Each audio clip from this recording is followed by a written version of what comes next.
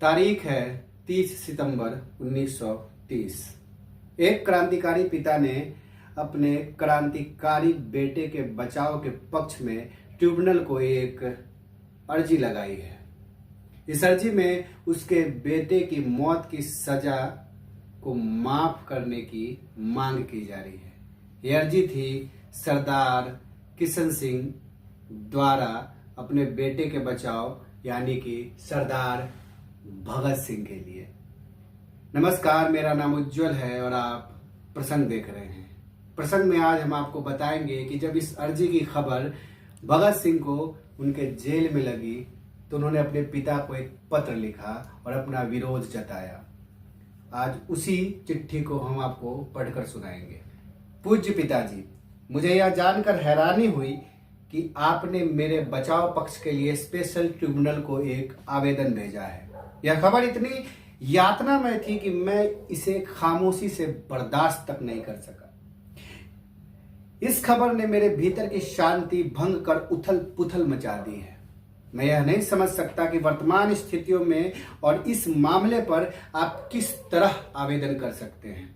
आपका पुत्र होने के नाते मैं आपकी पैतृक भावनाओं और इच्छाओं का पूरा सम्मान करता हूं, लेकिन इसके बावजूद मैं समझता हूं कि आपको मेरे साथ सलाह मशविरा किए बिना ऐसे आवेदन देने का कोई अधिकार नहीं था। आप जानते थे कि राजनीतिक क्षेत्र में मेरे विचार आपसे काफी अलग हैं। मैं आपकी सहमति या असहमति का ख्याल किए बिना सदा स्वतंत्रता पूर्वक काम करता रहा हूं।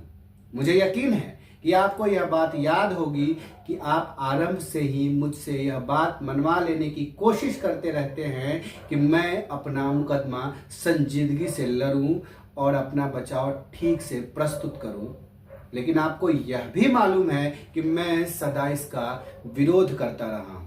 मैंने कभी भी अपना बचाव करने की इच्छा प्रकट नहीं की और न ही मैंने कभी इस पर संजीदगी से गौर किया है।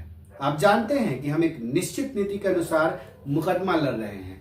मेरा हर कदम इस नीति, मेरे सिद्धांतों और हमारे कार्यक्रमों के अनुरूप होना चाहिए। आज स्थितियां बिल्कुल अलग हैं, लेकिन अगर स्थितियां इससे कुछ और भी अलग होती तो मैं अंतिम व्यक्ति होता जो बचाव प्रस्तुत करता। इस पूरे मुकदमे में मेरे सामने एक ही विचार था और वह यह कि हमारे विरुद्ध जो संगीन आरोप लगाए गए हैं, बावजूद उनके हम पूर्णतः इस संबंध में अवहेलना का व्यवहार करें। मेरा नजरिया यह रहा है कि सभी राजनीतिक कार्यकर्ताओं को ऐसी स्थितियों में उपेक्षा दिखानी चाहिए।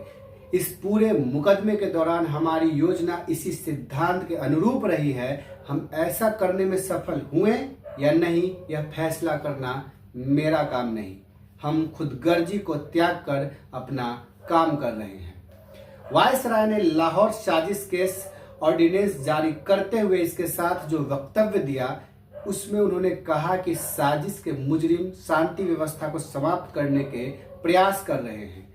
इससे जो हालात पैदा हुए, उसने हमें यह मौका दिया कि हम जनता के समक्ष यह बात प्रस्तुत करें कि वह स्वयं देख ले कि शांति व्यवस्था एक कानून समाप्त करने की कोशिश हम कर रहे हैं या हमारे विरोधी। इस बात पर मतभेद हो सकते हैं, शायद आप भी उनमें से एक हो जो इस बात पर मतभेद रखते हैं, लेकिन इसका मतलब यह नहीं कि आप मुझसे सलाह किए बिना मेरी ओर से ऐसे कदम उठाएं। मेरी जिंदगी इतनी कीमती नहीं जितना आप सोचते हैं।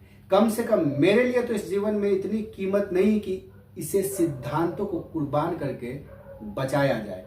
मेरे अलावा और साथी भी हैं जिनके मुकदमे इतने संगीन हैं जितना कि मेरा मुकदमा। हमने एक संयुक्त योजनाएं अपनाई है और इस योजना पर हम अंतिम समय तक डटे रहेंगे। हमें इस बात की कोई परवाह नहीं कि हमें व्यक्तिगत रूप से इस बात के लिए कितना मूल्य चुकाना पड़ेगा। पिताजी, मैं बहुत दुख का अनुभव कर रहा हूँ।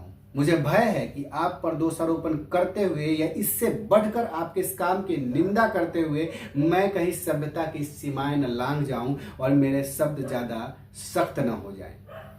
लेकिन मैं स्पष्ट शब्दों में अपनी बात अवश्य कहूंगा। यदि कोई अन्य व्यक्ति मुझसे ऐसा व्यवहार करता तो मैं इसे गद्दारी से कम न मानता, लेकिन आपके संदर्भ में मैं इतना ही कहूंगा कि यह एक कमजोरी है, निचले स्तर की कमजोरी। यह एक ऐसा समय था जब हम सबका इम्तिहान हो रहा था। मैं यह कहना चाहता हूं कि आप इस इम्तिहान में नाकाम रहे हैं। मैं जानता हूं कि आप भी इतने ही देश प्रेमी हैं जितना कि कोई और व्यक्ति हो सकता है। मैं जानता हूं कि आपने अपनी पूरी जिंदगी भारत के आजादी के लिए लगा दी है, लेकिन इस अहम मोड़ पर आपने ऐसी कमजोरी दिखाई, यह बात मैं नहीं समझ सकता। अंत में मैं आपसे, आपके अन्य मित्रों एवं मेरे मुकदमे में दिलचस्पी लेने वालों से यह कहना चाहूंगा कि मैं आपके इस कदम को नापसंद करता हूं। मैं आज भी अदालत में अपना कोई बचाव प्रस्तुत करने के पक्ष में नहीं हूं।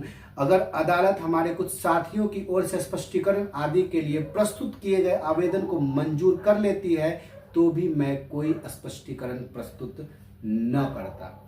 भूख हड़ताल के दिनों में ट्रिब्यूनल को जो आवेदन पत्र मैंने दिया था और उन दिनों जो साक्षात्कार दिया था, उन्हें गलत अर्थों में समझा गया है और अखबारों में यह प्रकाशित कर दिया गया है कि मैं अपना स्पष्टीकरण प्रस्तुत करना चाहता हूं। हालांकि मैं हमेशा स्पष्टीकरण प्रस्तुत करने के विरोध में रहा। आज भी मेरी वही मान्यता है जो उस समय थी।